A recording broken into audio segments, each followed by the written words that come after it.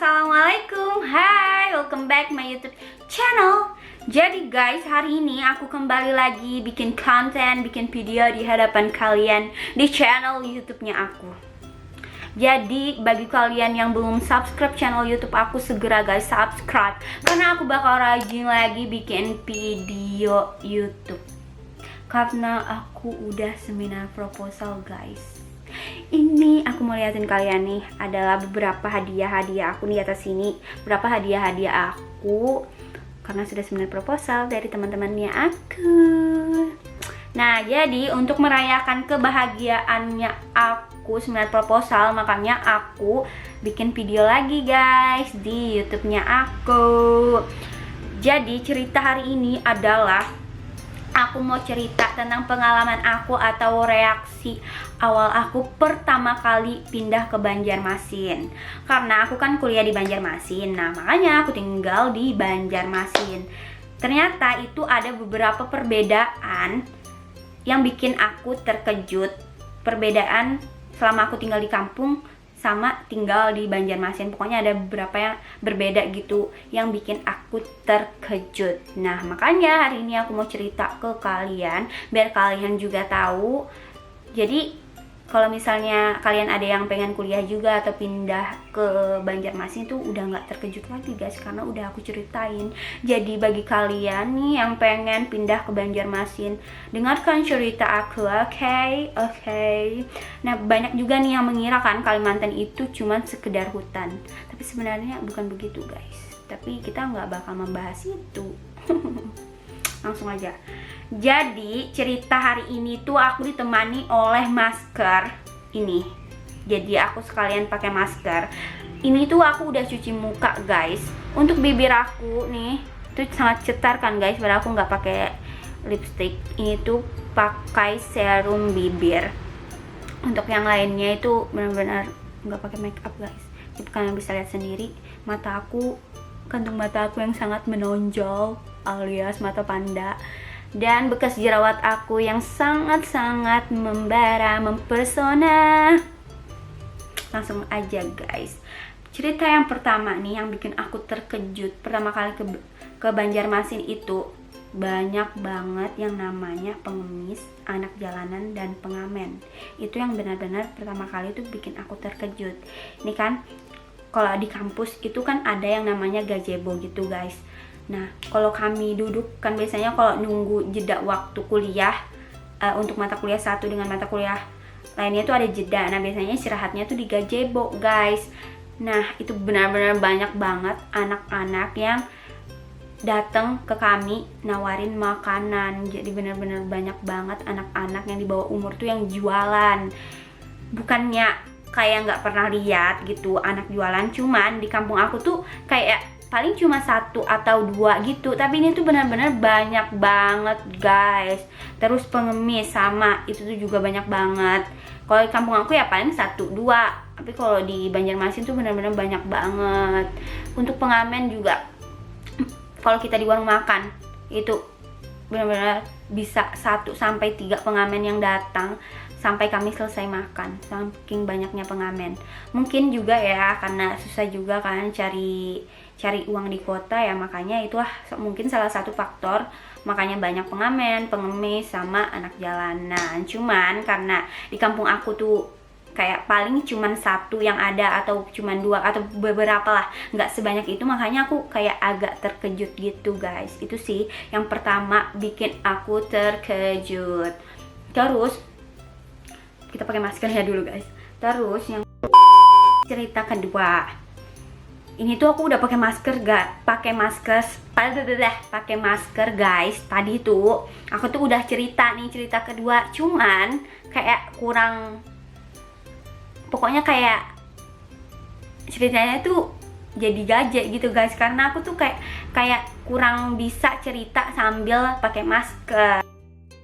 Baca. Nah, jadi cerita kedua itu kan aku maba guys. Terus ada bapak-bapak itu datengin aku. Terus dia bilang, "Dek, kenal sama yang namanya Siti nggak?" Terus aku bilang, "Siti mana?"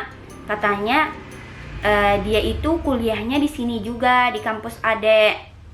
Nah terus aku bilang, nggak tahu Pak, soalnya saya itu maba, jadi belum tapi kenal sama orang. Nah terus kata bapaknya, jadi dia itu deh mesan pais atau pepes gitu sebaskom, tapi dia itu ditelepon kayak nggak ngangkat, dicari-cari itu nggak ketemu gitu, padahal ini tuh banyak banget pesanannya. Sedangkan aku deh tuh pengen pulang kampung, dan pulang kampung tuh naik peri. Nah ongkosnya tuh aku bikinin pepes semuanya gitu kan. Nah terus aku bilang, aku cariin kah Pak gitu, sorry guys campur-campur bahasa Banjar, nggak apa-apa kan. Aku cariin kah Pak, kata aku kan. Terus dia bilang, nggak usah deh, soalnya aku udah cari tapi nggak ketemu gitu. Nah terus katanya mau nggak bantuin aku deh beli jualan aku. Terus ya karena itu benar-benar di dompet aku tuh cuman 20.000 guys uang aku. Nah terus aku bilang, Pak nggak apa-apa, uang aku cuman 20.000 gitu. Nah terus aku beli lah gitu kan, aku beli PY nya pokoknya 20.000 gitu. Taunya guys, setelah aku udah masuk kampus gitu kan, sama teman-teman aku cerita kalau bapak-bapak itu ada juga dia ketemu sama bapak-bapak yang kayak aku ceritain gitu. Nah terus kata dosen temen aku sama temen aku, dia itu kayak nipu gitu guys sebenarnya. Pokoknya dia tuh cerita ke semua orang, ceritanya tuh sama kayak yang aku ceritain ke temen aku, pokoknya sama. Tapi mungkin ya karena jualannya juga nggak laku, mungkin makanya dia ngelakuin hal yang kayak gitu. Intinya kita tuh kalau ditipu kayak gitu ya udah nggak apa-apa, karena tujuan kita kan ya cuma ngebantu si orang itu. Tapi mungkin ya ini cerita aja gitu guys, karena memang banyak banget tuh di Banjarmasin yang kayak penipuan-penipuan kayak gitu. Nah terus ini lanjut lagi nih ke penipuan. Kan aku itu kalau ke kampus pas awal-awal jadi maba itu jalan kaki sama teman aku, karena kos aku sama kampus tuh bener-bener deket banget, makanya aku jalan kaki. Nah terus ada bapak-bapak nih samperin aku pakai motor. Terus katanya, Dek ada uang 10.000 nggak? Soalnya motor aku nggak ada bensin, mogok. Nah terus temen aku tuh sebenarnya udah curiga, tapi dia tuh nggak ngomong sama aku karena aku juga kasihan kan. Jadi aku kasih lah 10.000 guys.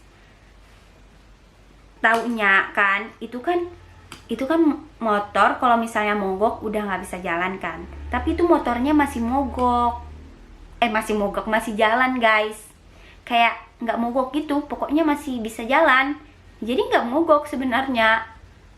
Ya itu aku juga sih kayak bodoh gitu loh, kayak katanya mogok kan, tapi itu nggak mogok, ngerti nggak sih guys? Itu motornya tetap jalan, tapi dia bilang ke aku mogok, nggak ada bensin, padahal dia tuh pakai motor nggak mogok. Sebenarnya yang salah tuh siapa guys? Aku, karena aku tuh kayak bodoh gitu. Tapi ya udahlah, nggak apa-apa kan, namanya kita kan niatnya membantu orang, ya udah nggak apa-apa gitu. Nah ini adalah cerita yang paling 1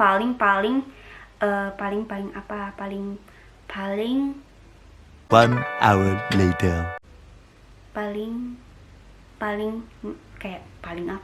Pokoknya paling mengerikan di antara cerita-cerita aku yang lain yang mengerikan kayak hantu gitu, bukan. Pokoknya ini tuh ceritanya gini guys, aku itu kan sama temen aku itu beda fakultas, jadi pulangnya pun beda, pulang jamnya itu beda. Jadi itu aku pulang sendirian tuh jalan kaki. Nah terus aku itu disamperin sama bapak-bapak, terus dia ngomong kayak gini, nanya alamat ke aku,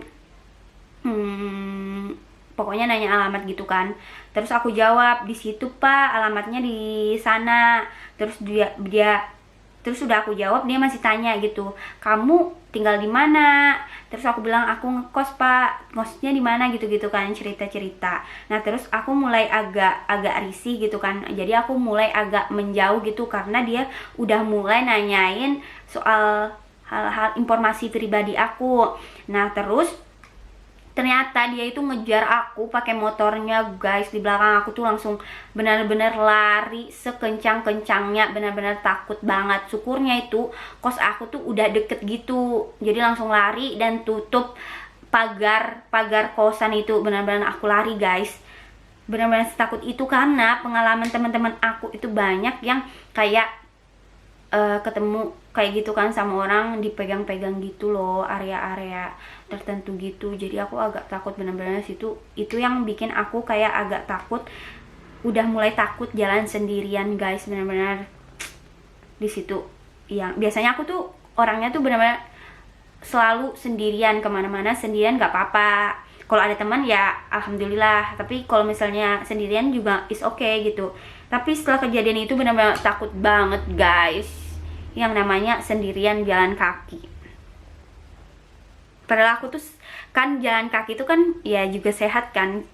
Kayak lihat di drama-drama Korea, banyak banget orang-orang Korea tuh jalan kaki. Pokoknya seru. Tapi setelah itu benar-benar takut banget jalan kaki, dan aku minta beliin motor ke orang tua aku. Jadi aku dibeliin motor sama orang tua aku karena susah bawa motor yang di kampung. Jadi aku beli motor di Banjarmasin gitu guys, karena kejadian itu. Dan ya kejadian itu guys. Itu sih guys yang cerita yang paling bikin aku takut pas aku pertama kali ke Banjar gitu. Karena banyak banget, benar-benar banyak banget teman aku yang kejadiannya tuh kayak gitu, kayak dipegang, diikutin, terus dipegang-pegang gitu sampai trauma. Teman-teman aku sampai nangis-nangis gitu. Makanya aku agak takut gitu. Pokoknya kalau kalian tuh tinggal sendirian, tinggal di luar kota, tinggal untuk kuliah, pokoknya hati-hati, jaga diri, usahakan jangan terlalu sering keluar malam, apalagi sendirian gitu. Kalau bisa ya nggak usah keluar malam, selama masih ada siang ya siang. Pokoknya kalau masih ada teman ya sama teman gitu, jangan sendirian. Tapi aku tuh kayak masih sih kadang-kadang sendirian karena aku tuh orangnya juga bisa makan di warung sendirian, belanja sendirian. Cuman ya kadang kalau misalnya yang jauh atau mungkin yang agak rawan ya sama teman lah. Itu guys, semoga kalian selalu dalam keadaan baik-baik saja dan selalu sehat. See you next video, bye bye. Terima kasih udah nonton video ini.